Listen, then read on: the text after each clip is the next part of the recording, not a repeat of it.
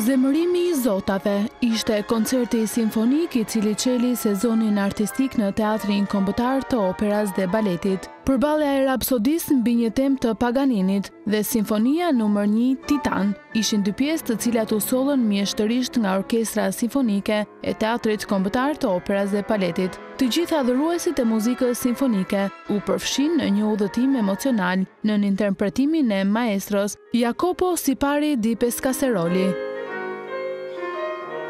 I'm very happy to be here tonight. Jam shumë I lumtur të jem këtu sot. Orkestra e Operas dhe Baletit është shumë speciale sepse të gjithë kanë një zemër të madhe.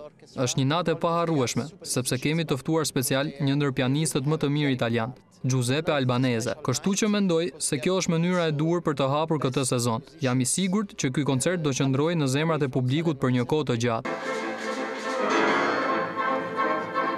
Ndërsa në piano I ftuar special ishte virtuozi italian Giuseppe Albanese, I cili dhuroi një performancë të paharrueshme përmes tastave bardhëzi me meloditë mahnitse të Zotave.